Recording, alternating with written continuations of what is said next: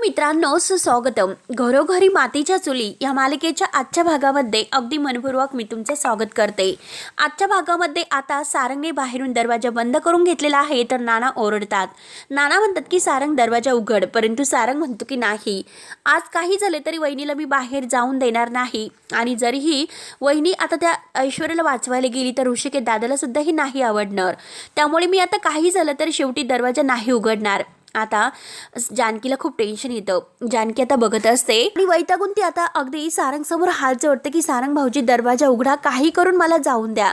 सारंग ऐकायलाच तयार नसतो. त्यावरती आता जानकी म्हणते की हे बघा कसं समजावू, त्या मायेने तुमच्या डोळ्यावर पट्टी बांधलेली आहे. आता मात्र ह्या सारंग भाऊजींना समजावणं कठीण आहे, त्यासाठी मलाच काहीतरी करावे लागेल असे जानकी आता विचार करते. आता जानकी घाईने आत जाते तर आता लगेच नाना म्हणतात की सारंग तू काय करतोस, दार उघड. सुमित्रा लगेच म्हणते की जे काही करतो ना तो बरोबर करतोय. मुळात म्हणजे जानकीला त्या ऐश्वर्याला वाचवण्याची काही गरज नाही, परंतु जानकीला आपलं ऐकायचंच नाही. आणि सारंगने मात्र जानकीला हे असं अडवून ठेवलं तर ते फार असं बरोबर करतोय. आता अवंतिका रूम मध्ये असते, ती सुद्धा हे सर्व ऐकते. तेवढ्यात जानकी घाईने येते आणि दरवाजा बंद करत अवंतिकाला म्हणते की अवंतिका मला तुझी मदत लागणार आहे. अवंतिका विचारते की काय झालं वहिनी. तर आता जानकी म्हणते की हे पग मेन डोअर आहे ना, तर सारंगने लॉक करून ठेवलेला आहे, मला तो बाहेर जाऊन देत नाही. आणि काही झालं तरी ऐश्वर्याला सोडवायला मला कोर्टात जायचं आहे. हे पग अवंतिका आज कोर्टाची तारीख आहे आणि ऐश्वर्या आता कुठे चांगली वागायला लागलेली आहे. तर आणि हे पग मी जर तिला आता साथ नाही दिले तर तिचा चांगुलपणावरचा असणारा विश्वास उडेल आणि पुन्हा ती वाईट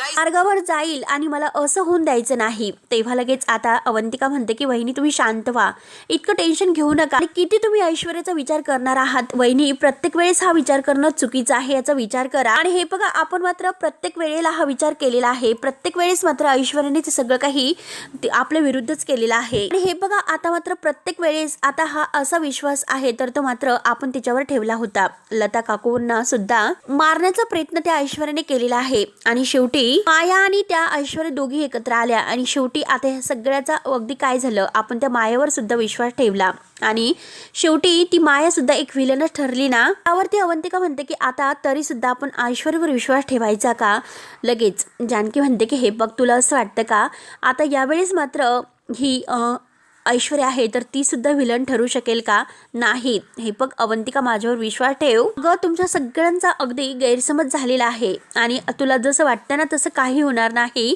त्या मायेने मात्र ऐश्वर्याचा विश्वासघात केलेला आहे आणि आता कुठे ऐश्वर्याला किंमत तिला कळाली असेल विश्वासाची, प्रेमाची आणि नात्यांची. आणि हे बघ तिला आता मात्र हे सर्व जाणवले आणि तिला आता चूक सुधारण्याची संधी हवी आहे आणि आपण मात्र ती तिला द्यायला हवी. काही झालं तरी आपल्याला तिला ती मदत द्यायला हवी आहे. तेव्हा आता अवंतिका विचारते की वहिनी तुम्हाला खरंच असं वाटतं का ऐश्वर्या बदललेली आहे म्हणून.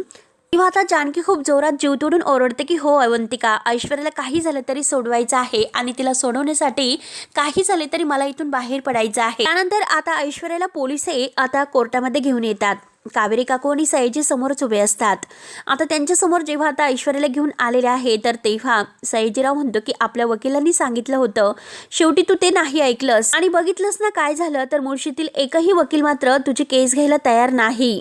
आणि कुठे आहे ती जानकी, तिच्या भरोश्यावर मात्र तू स्वतःच्या गळ्यामध्ये फास अडकून घेतला. तर कावेरी काकू तर रडत असतात आणि किती काही झालं तरी मी तुला सांगतो की ती नाही येणार, ती तुला फसवणार, त्या सगळ्यामध्ये तुला अडकवणार. तेव्हा आता कावेरी काकू म्हणतात की हे बघा असं काही होणार नाही. हे बघा जानकीला सुद्धा ऐश्वर्याच्या मदतीला यायचं होतं पण. तेव्हा आता ऐश्वर्या विचारते की मॉम पण काय. आता कावेरी काकू सांगतात की हे बघ ऐश्वर्या अजून सुद्धा तुझ्या घरातील लोकांना हे वाटतं की तू चांगुलपणाचं नाटक करते म्हणून ते जानकीला इथे येण्यापासून अडवतात. तेव्हा आता सयाजी मात्र आता कावेरी काकू ओरडतो, हे बघा तुम्ही गप्प राहा, ही फक्त सांगण्याची नाटकं झालेली आहेत. आता तिला जर येथे यायचं असतं ती कशी आली असते, तिला यायचंच नाही. त्यावरती आता ऐश्वर्या सुद्धा सयाजी रावांना म्हणते की डॅडा हे बघा तुम्ही शांत व्हा, माझा जानकीवर पूर्ण विश्वास आहे, काही झालं तरी ती येणार म्हणजे येणारच, आता माझा पूर्ण विश्वास आहे. त्यामुळे तुम्ही एक काम करा, तिला फोन करा बरं. त्यावरती सयाजी म्हणतो की हे बघ फोन करून काही उपयोग नाही होणार, ती नाही येणार. त्यावरती आता ऐश्वर्या म्हणते की प्लीज डॅडा माझ्यासाठी करा. काकू लगेच फोन करतात परंतु फोन मात्र आता ह्या सुमित्राने बघितलेला असतो. सुमित्रा काकू लगेच आता कावेरीचा फोन बघून फोन कट करतात. तेव्हा आता लगेच सुमित्रा तो फोन पालथा घालते आणि आता इकडे कावेरी काकू म्हणजे त्यांचा चेहरा पडतो. तर आता सयाजी आणि ऐश्वर्या विचारतात की काय झालं. कावेरी काकू म्हणतात की तिने फोन कट केला. सयाजी लगेच म्हणतो की बघितलंस का ऐशू, त्या रणदेवीने तुझा काटा काढलेला आहे. तर जानकीवर तू अगदी विश्वास ठेवला, मग भोग आता तुझ्या कर्माची फळ. तू पुढे हवालदार ऐश्वर्याला आवाज देतो की मॅडम चला आपल्याला कोर्टात जाण्यासाठी उशीर होतोय. त्यानंतर इकडे अवंतिकाच्या रूम मध्ये असताना आता जानकी म्हणते की कशी बाहेर पडू, म्हणून तेवढ्यात तिला समोर खिडकी दिसते. ती लगेच पडदा मागे करून खिडकी उघडते. आता अवंतिका विचारते की वहिनी तुम्ही काय करता. तेव्हा आता जानकी म्हणते की मी इथून खाली उतरून जाऊ शकते आणि हे बघ या अगोदर सुद्धा मी अवंतिका असं केलेलं आहे, तू काळजी करू नको. मी इथून खाली उतरते आणि मागच्या दरवाजाने निघून जाते. आता समोर मात्र तिकडे सारंग भाऊजी उभे आहेत, म्हणून आता जानकी खाली जायला निघते. अवंतिका लगेच आता जानकीला थांबवते. बघा तुम्ही एकटे तिथे जाऊन काय करणार आहेत. तिच्याकडे मात्र वकील सुद्धा नाही केस लढण्यासाठी. त्यावरती आता जानकी म्हणते की नक्की काहीतरी होईल, देव माझ्या पाठीशी आहे, फक्त प्रयत्न करायचे आहे, बाकी तो चमत्कार करेल. अवंतिका जानकीचा हात धरते आणि मी सुद्धा तुमच्या सोबत येते ऐश्वर्याचा वकील म्हणून. आता हे ऐकल्यानंतर जानकीला फारसा आनंद होतो. त्यानंतर आता इकडे कोर्टात ऐश्वर्याला विटनेस बॉक्स मध्ये उभं केलेलं आहे. आता सगळेजण अगदी तेथे एकत्र येत आहे. आता ऐश्वर्याचा जीव अगदी टांगणीला लागलेला असतो की जानकी येते की नाही.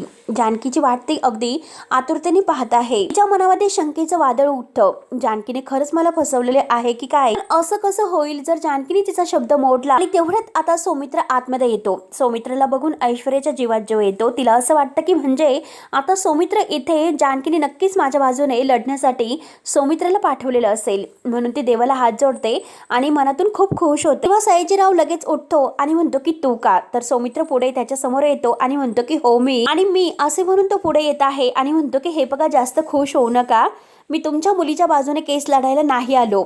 असे जेव्हा तो म्हणतो तेव्हा आता लगेच म्हणजे कावेरी काकू सयाजी ऐश्वर्यांना धक्का बसतो. आता लगेच सौमित्र पुढे म्हणतो की एक पब्लिक प्रॉसिक्युटर म्हणून तुमच्या मुलीच्या विरोधात केस लढायला आलो. त्यावरती आता कावेरी काकू लगेच विचारतात की सौमित्रराव तुम्ही असं का वागतात, आम्हाला तर असं वाटलं होतं. त्यावरती सौमित्र म्हणतो की तुम्हाला असंच वाटलं असेल, जानकी वहिनीने तुम्हाला इथे पाठवलं असेल, परंतु हे बघा मी स्वतःच्या मर्जीने इथे आलो, स्वतःच्या मर्जीने मी ही केस घेतली आणि तुमच्या मुलीने आजपर्यंत जो काही आम्हाला त्रास दिला ना, काही आमच्यावर तिने सूड उगवलेला आहे, त्याची शिक्षा तिला द्यायला नको का. सयाजीरावाला खूप राग येतो. सयाजीराव जोरात सौमित्रावर ओरडतो, धावून सुद्धा जातो. तर सौमित्र सुद्धा अगदी तसे उत्तर देऊन सयाजीराव असं ओरडतो आणि भर कोर्टामध्ये तुम्ही जर एखाद्या वकिलावर हात उगारला तर मात्र त्याची शिक्षा तुम्हाला सुद्धा होईल. मग आता बाप आणि मुलगी जेलमध्ये शिक्षा भोगत बसा. आणि तेवढ्यात आता जज साहेब येतात. जज साहेबांना बघून आता सगळेजण शांत होतात. सौमित्र रागाने सयाजीकडे पाहत असतो. तेवढ्यात आता जज साहेब विचारतात की पब्लिक प्रॉसिक्युटर कोण आहे. आता सौमित्र लगेच उभा राहतो आणि हे बघा जज साहेब मीच आहे, सरकारी एक वकील म्हणून माझी नेमणूक झालेली आहे. आणि ऐश्वर्याकडे वकील आहे कसं विचारतात तर ऐश्वर्या म्हणते की माझ्याकडे वकील नाही. त्यावरती जज साहेब विचारतात की असं कसं, तुमच्याकडे जर कोणताही वकील नसेल तर तुमच्या बाजूने युक्तिवाद कसा होणार. आता ऐश्वर्या अगदी कावरीबावरी होते आणि म्हणते की हे बघा जज साहेब माझ्या बाजूने कोणीही लढायला तयार नाही. तेव्हा आता ऐश्वर्या अडखळत बोलत असते आणि जज साहेब म्हणतात की हे बघा कोर्टामध्ये स्पष्ट आणि खणखणीतच बोलायचं. तेव्हा आता ऐश्वर्या पुन्हा म्हणते की हे बघा जज साहेब माझ्याकडून कोणताही वकील लढायला तयार नाही. त्यावरती आता लगेच जज साहेब म्हणतात की तुमची बाजू जर कोर्टामध्ये तुमच्या बाजूने कोणी मांडली नाही तर आता नक्की काय होऊ शकतं तुम्हाला तर माहितीच असेल, याची कल्पना तुम्हाला आहे का. तेव्हा आता ऐश्वर्या हो असं म्हणते. आता जज साहेब पुन्हा विचारतात तरी सुद्धा तुम्हाला कोर्टाचा निर्णय मान्य असेल का. ऐश्वर्या पुन्हा हो असं म्हणते. जज साहेब म्हणतात की ठीक आहे आणि पब्लिक प्रॉसिक्युटर सुरू करा असं सौमित्रला सांगतात. आता सौमित्र उभाच राहतो आणि उभा राहता क्षणी थांबा असं म्हणत जानकी कोर्टात प्रवेश करते. सगळेजण जानकीकडे बघत असतात. आता मात्र ऐश्वर्याला जानकीला पाहून आनंद होतो. ती जानकीकडे बघत हसते आणि जानकी सगळ्यांच्या समोर म्हणते की ऐश्वर्याकडे वकील आहे. आणि तेवढ्यात अवंतिका सगळ्यांच्या समोर येते. अवंतिकाला बघून आता सौमित्रच्या पायाखालची जमीन सरकते. आता ऐश्वर्याला आनंद होतो कारण अवंतिकाला घेऊन शेवटी जानकी माझ्या बाजूने लढायला आली. तर सौमित्रला तर खूपच राग येतो. त्यानंतर आता इकडे बाजार समितीच्या कार्यालयात आता काही शेतकरी ऋषिकेश दादाकडे येतात आणि ऋषिकेश दादाला नमस्कार वगैरे करून म्हणतात की आज कोर्टामध्ये सयाजीरावाच्या पोरीची केस आहे असं म्हणतात. तेव्हा ऋषिकेश फक्त हो असं म्हणतो. तर आता तो शेतकरी म्हणजे ते काका पुढे म्हणतात, हे बघा आम्ही तर असं ऐकलेलं आहे की जानकी वहिनी त्यांना मदत करतात म्हणून. ऋषिकेश म्हणतो की अजिबात नाही, जानकी कधीही ऐश्वर्याला मदत नाही करणार. शेवटी ऐश्वर्याला तिच्या कर्माची शिक्षा आता कोर्टच देईल. तेव्हा आता लगेच तेथील एक माणूस बसलेला आहे, तो हे सर्व ऐकतो आणि म्हणतो की बरं होईल तसं जर झाले तर. पण त्या सयाजीरावाने आणि ऐश्वर्याने तुम्हाला काही कमी त्रास दिलेला आहे का? आणि आता ऋषिकेश असं म्हणून मात्र त्या दोघांना म्हणतो की मी तुम्हाला एका कामासाठी बोलावलेला आहे. तेव्हा आता लगेच ते म्हणतात की बोला ना काय काम आहे. ऋषिकेश त्यांना आपला जो माल तयार झालेला आहे तो पॅक करायला सांगतात आणि हे सर्व आज करून घ्या म्हणून. आता ते शेतकरी म्हणतात की बरं ठीक आहे आम्ही लगेच करतो. तर ऋषिकेश आता विचार करतो की जानकी तिकडे कोर्टात तर गेली नसेल ना. तेव्हा तर ऋषिकेश जानकीला एकदा नाही तर दोनदा फोन करतो, परंतु जानकी काही फोन उचलत नाही. मग ऋषिकेश विचारच करतो की जानकीला काय झालं असेल फोन उचलायला, का ती फोन उचलत नसेल. काही झालं तरी आता मला हे जाऊन बघावंच लागेल म्हणून ऋषिकेश लगेच आता तिकडे निघून येतो. आता कोर्टामध्ये अवंतिका आणि जानकी पुढे येतात. तेव्हा आता अवंतिका पुढे येऊन आता जज साहेबांना म्हणते की मी ॲडव्होकेट अवंतिका रणदिवे आणि ऐश्वर्याचं वकीलपत्र मी घेतलेलं आहे असं सांगते. तेव्हा सौमित्र म्हणतो की अवंतिका तू हे सर्व काय करते. साहेब ओरडतात. जज साहेब म्हणतात की ऑर्डर ऑर्डर, तुमचं नक्की काय सुरू आहे. सौमित्र म्हणतो की माझं ऑब्जेक्शन आहे मिलॉर्ड, कारण आता हे वकील येऊन असं त्यांचं वकीलपत्र नाही घेऊ शकत, सगळं प्रोसिजर मध्ये नाही बसत. तेव्हा लगेच आता जज साहेब म्हणतात की हो, आरोपीचं वकीलपत्र घेण्या अगोदर तुम्हाला ही प्रोसिजर पूर्ण करावी लागेल असं अवंतिकाला सांगितले जाते. सौमित्र अवंतिकाकडे बघतो. अवंतिका म्हणते की हो मला माहिती होतं, त्यासाठीच मात्र मी हे संमती पत्रक तयार ठेवलं होतं म्हणून ती दाखवते. मला फक्त हे पत्र माझ्या आशिलाला वाचून दाखवायचं आहे आणि त्यावर त्यांची साईन घ्यायची आहे, सबमिट करायचं आहे, अगदी दॅट्स इट. त्यामुळे मी कोर्टाला विनंती करते की प्लीज आम्हाला थोडासा वेळ द्यावा म्हणून. आता जज साहेब म्हणतात की ठीक आहे, या गोष्टीसाठी मात्र कोर्ट तुम्हाला अर्ध्या तासाची मुदत देत आहे, म्हणजे वेळ देत आहे. कोर्ट अगदी म्हणजे जज साहेब जातात तर जानकी, ऐश्वर्या आणि अवंतिका एकत्र येतात. ऐश्वर्या आता जानकीकडे पाहत असते. आता जानकी म्हणते की ऐश्वर्या सॉरी, खरंच तुला खूप टेन्शन आलं असेल ना. ऐश्वर्या म्हणते की हो जानकी खूप टेन्शन आले होते, मला असं वाटलं होतं की तू नाही येणार. तेव्हा जानकी म्हणते की अगं असं कसं होईल, तुला शब्द दिला होता की तुला मी सोडवणार म्हणून. हे बघ ऐश्वर्या, तुझ्या ह्या चांगुलपणामुळे मी कायम तुझ्या पाठीशी असणार आहे, लक्षात ठेव. ऐश्वर्या अवंतिकाला थँक्यू म्हणते, कारण माझ्या बाजूने कोणी उभं राहत नव्हतं, पण तू माझ्यासाठी लढायला तयार झाली, कारण जिच्या विरोधात मी कायम वागत राहिले, तिला त्रास देत राहिले, आज तीच माझ्या पाठीशी लढायला उभी राहिली आणि थँक्यू असं म्हणते. तर अवंतिका म्हणते की हे बघ आपल्याकडे वेळ फार कमी आहे, त्यामुळे आपण पटकन लवकरात लवकर प्रोसिजरला अगदी सुरुवात करूयात. तेव्हा लगेच आता सौमित्र हा जानकी वहिनीला म्हणतो की हे बघ जानकी वहिनी, तू जे काही करत आहे ते मला अजिबात पटलेलं नाही, हे लक्षात घे. त्यावर आता जानकी म्हणते की सौमित्र भाऊजी हे बघा मला कळतं, आता तुम्ही माझ्यावर रागवलेले आहात, मी हे सर्व का करते हे अगोदरच मी तुम्हाला सांगितलेलं आहे आणि म्हणजे मलाही माहिती आहे की आता जे काही मी तुम्हाला सांगत आहे ते म्हणणं सुद्धा माझं तुम्हाला नाही पटणार. एक ना एक दिवस मात्र माझं म्हणणं नक्की तुम्हाला पटेल. तेव्हा लगेच आता हा सौमित्र म्हणतो की हे बघ वहिनी, तुला नक्की एक ना एक दिवस मात्र माझं म्हणणं आहे ना ते नक्कीच पटणार आहे, लक्षात ठेव. आणि वहिनी तू आज अवंतिकाला माझ्या विरुद्ध उभं केलंस. तेव्हा जानकी म्हणते की नाही सौमित्र भाऊजी, मी अवंतिकाला तुमच्या विरुद्ध नाही केलं, बरं काय आहे ते मी तिला सांगितलं आणि ती अगदी तुमची बायको आहे ती आणि माझ्यापेक्षा तुम्ही तिला जास्त ओळखतात, तिला तिची मतं आहेत आणि तिला माझं म्हणणं पटलेलं आहे म्हणून ती आज माझ्या सोबत उभी आहे. संपूर्ण रणदिवे कुटुंब आहे ना ते ऐश्वर्याच्या विरोधात उभं आहे, परंतु आता ऐश्वर्याचा हात धरून जानकी तिला अवंतिका आणि तिच्यामध्ये घेऊन येते आणि म्हणते की रणदिवेंच्या दोन्ही सुना ऐश्वर्याच्या बाजूने उभे आहेत आणि मला पूर्ण खात्री आहे की आज हा निकाल मात्र आमच्या बाजूने लागेल. त्यानंतर आता इकडे ऋषिकेश घरी येतो. ऋषिकेश मात्र दरवाजा बंद आहे बघतो आणि दरवाजा वाजवतो, परंतु सारंग मात्र पायरीशीच बसलेला आहे आतमध्ये. आता ऋषिकेश बेल वाजवतो, सारंग पाहतच असतो. सारंग इकडे तिकडे बघतोय आणि दरवाजा उघडायला काही तो तयार नसतो. नाना तेवढ्यात येतात. नाना म्हणतात की सारंग कळतं ना तुला बेल वाजते, कोणीतरी बाहेर आलेले आहे म्हणून, त्यामुळे तू दार उघड ना. सारंग म्हणतो की हो हो नाना उघडतो. सारंग आता दार उघडतो तर ऋषिकेश म्हणतो की सारंग म्हणतो की बरं झालं दादा तू आला. ऋषिकेश विचारतो की अरे सारंग तू दरवाजा उघडण्यासाठी इतका का वेळ लावला. तेव्हा नाना म्हणतात, तेव्हा सारंग लगेच नानांना शांत राहायला सांगतो. आता ऋषिकेश म्हणतो की अरे सारंग तू दरवाजा उघडण्यासाठी इतका वेळ का लावला आणि मुळात म्हणजे तू दरवाजा का बंद केला होता. तेवढ्यात सारंग आता सांगायला सुरुवात करतो की हे पग मुळात जानकी वहिनी ही अगदी कुणाचं काही न ऐकून घेता कोर्टात जायला निघाली होती म्हणून मी दरवाजाला कडी लावली होती. तर ऋषिकेश विचारतो की दरवाजाला कडी लावण्यात कितपत असं काय घडलेलं आहे. तेव्हा सुमित्रा म्हणते की अरे ती जानकी हट्टाला पेटली, आपण इतक्या दिवसापासून तिला एक गोष्ट समजून सांगतो पण ती ऐकायला तयार नाही. तिला आपल्या शब्दापेक्षा त्या ऐश्वर्याला दिलेला शब्द जास्त महत्वाचा वाटतो, म्हणून आता सारंगने हे पाऊल उचललं. त्यावरती ऋषिकेश म्हणतो की सारंग, मी तर तुझ्याशी नंतरच बोलतो, पण त्या अगोदर मला जानकीला समजावं लागेल.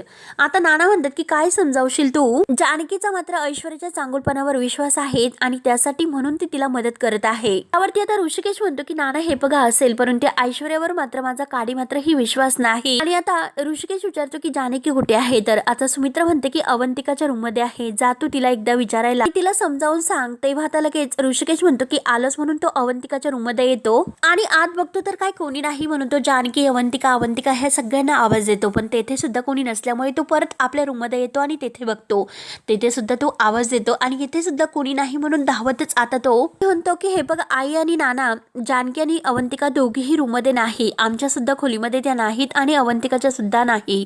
हे ऐकल्यानंतर आता सारंग आणि सुमित्रा यांना तर जबर धक्का बसतो, नानांना सुद्धा. तेव्हा आता सगळेजण म्हणत असतात की नक्की हे गेले कुठे, नक्की काय झालं? सारंग म्हणतो की आता असं कसं नाही, त्या तर नक्की तेथे कुठेच असतील आणि असं कसं होईल, म्हणून धावतच तो रूम मध्ये पुन्हा बघायला जातो. आता ऋषिकेश म्हणतो की नक्की ह्या सारंगला काय झालं, परंतु जानकी मात्र कुठे गेले याचा सुद्धा तो विचार करतो आणि ती घरी नाही म्हणजे नक्कीच कोर्टामध्ये गेली असणार.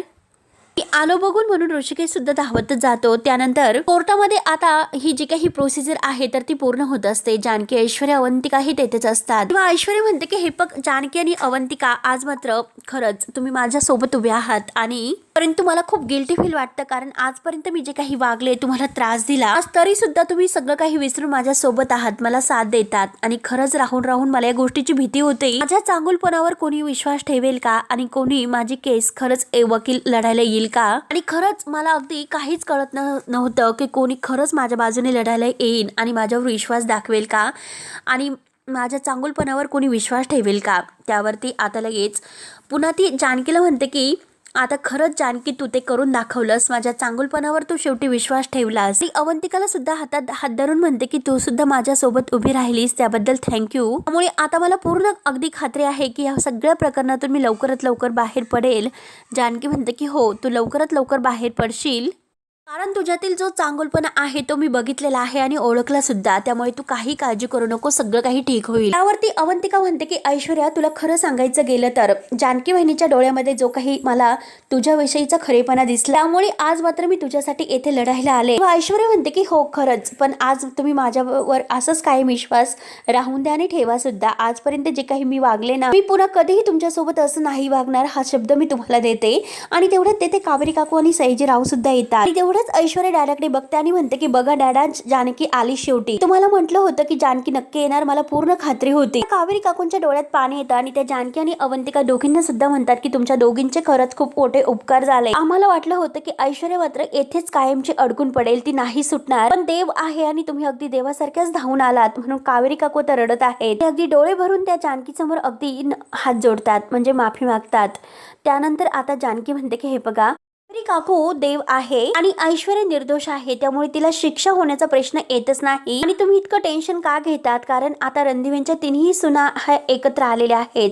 ऐश्वर्या त्या कुटुंबाचा भाग आहे. आता मात्र काही झालं तरी शेवटी ऐश्वर्याला येथून आम्ही सोडवणार, बाहेर काढणार म्हणजे काढणारच. आणि आता तुम्ही काही असं मनाला वाईट वाटून घेऊ नका, म्हणून जानकी कावेरी काकूंच्या समोर येते. कावेरी काकू रडतच म्हणतात की बघा, तुमच्या रणदिव्यांचं आणि तुझं मन खूप मोठं आहे, तुम्ही बरोबर तिला अगदी तुमच्यात सामील करून घेता आणि तुम्ही तिला माफ करून टाका. जानकी, हे बघ, आम्हाला तरी दुसरं काय हवं आहे, फक्त या सगळ्यातून तिला लवकरात लवकर बाहेर काढा. त्यानंतर अवंतिका ही ऐश्वर्याला म्हणते की हे बघ, कोर्टात तुला आता जे काही प्रश्न विचारले जातील तर ठामपणे उत्तर द्यायची, अगदी निश्चिंत होऊन. तीही प्रश्न विचारले गेले तरी सुद्धा तू पॅनिक व्हायचं नाही. तेव्हा मात्र आता मायाने तिथे कोर्टाच्या बाहेर आपला माणूस पाठवलेला आहे की नक्की तिकडे काय हालचाल सुरू आहे, जानकी तिकडे गेली की काय. तेव्हा आता हा माणूस जानकीला आणि अवंतिका या सगळ्यांना एकत्र पाहतो आणि लगेच मायाला फोन करून म्हणतो की मॅडम, जानकी इथे आलेली आहे आणि त्या अवंतिकाने मात्र ऐश्वर्याचं वकीलपत्र घेतलेलं आहे. तर तेव्हा आता मायाला खूप राग येतो. माया लगेच सारंगला फोन करते आणि म्हणते की सारंग, अहो जानकीताई बाहेर गेल्यास कशा, मी तुम्हाला सांगितलं होतं ना त्यांना बाहेर जाऊन देऊ नका म्हणून, आणि नेमकं काय झालं. तेव्हा आता सारंग सगळं काही घडलेला प्रकार सांगतो. मी जानकी बहिणीला अगदी जाऊन देण्याचा प्रयत्न सुद्धा केलेला नाही, तरी सुद्धा जानकी बहिणी कशी गेली माहिती नाही. आता हे सर्व ऐकून माया म्हणते की बघा ना, जानकीताई असं वेडेपणा का करतात, आपलं कुणाचंच ते का ऐकत नाही.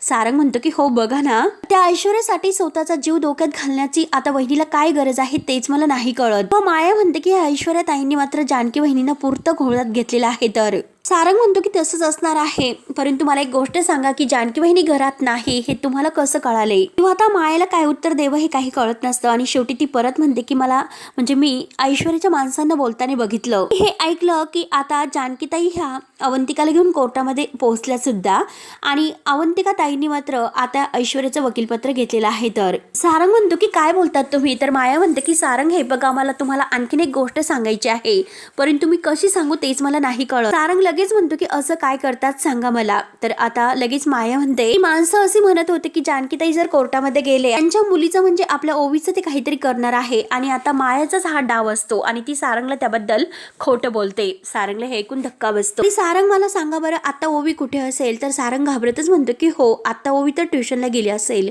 म्हणजे आता मायाला बरोबर ओवीला किडनॅप करून आता जानकीला हदरवण्यासाठी हे सगळं ती करत असते. आता लगेच ओवी ही स्कूलला तिकडे गेलेली आहे असं म्हटल्यानंतर, आणि आता माया ही बरोबर ओवीला कुठे घेऊन जायचं आहे असं सांगते. आणि आता ओवीला जर सेफ ठेवायचं असेल तरच तुम्ही तिला तिकडे घेऊन जा. तेव्हा आता सारंग अगदी होला हो करत असतो. आता वेड्याला काही कळत नसतं की ओवीला किडनॅप करण्यासाठी मात्र ह्या मायेने त्याला तिकडे सेफ ठिकाणी घ्यायला सांगितलं. म्हणजे आता ओवीला म्हणजे किडनॅप करून जानकीला कसं हदरवायचं, जानकीला मागे कसं ओढायचं, हा मायाचा एक डाव प्लॅन असतो. सारंग म्हणतो की मी लगेच ओवीला घेऊन निघतो आणि बाय करून तो आता फोन ठेवतो. आता माया फोन ठेवल्यानंतर स्वतःला म्हणते की हे बघ जानकी, तुला सांगितलं होतं कोर्टात जायचं नाही, तरी सुद्धा तू ऐश्वर्याला मदत करायला गेली, त्यामुळे याचे परिणाम तुला भोगावे तर लागतील, आणि तुझ्या ओवीच्या मदतीला कोणीही नाही येऊ शकत. आता मित्रांनो हा भाग येथे संपतो. पुढील भागामध्ये अवंतिका कोर्टामध्ये आता ऐश्वर्याच्या बाजूने उभी राहते आणि म्हणते की आता जो काही मकरंद आहे तर त्याला अगदी ऐश्वर्याने कधीही मारलेलं नाही, आणि आता याची साक्ष देण्यासाठी मी जानकी रणदिवे यांना बोलवत आहे. तर जानकी पुढे येते. आता कोर्टामध्ये विचारलं जातं की जेव्हा आता जानकी ही आपली साक्ष खोटी देते, कारण आता ती मुद्दाम म्हणते हो मी ऐश्वर्याला मकरंदला मारताना पाहिलं. आता हे ऐकल्यानंतर ऐश्वर्याला खूप मोठा धक्का बसतो, कारण आता जानकी का अशी साक्ष देते हेच तिला काही कळत नाही. तेव्हा आता लगेच एक धक्का तिला बसतो, कारण आता ओवीच्या जीवाची धमकी मात्र आता ह्या मायेने तिला मोबाईलवर अगदी ओवीला किडनॅप करून ठेवलेलं आहे हे दाखवलेलं आहे, आणि आता ओवीसाठी मात्र जानकीला हे सर्व खोटं बोलावं वाटतं आणि ती खोटं बोलते. तेव्हा आता मित्रांनो पुढे काय होतं हे बघण्यासाठी आपल्या चॅनलला नक्की सबस्क्राईब करत राहा. धन्यवाद.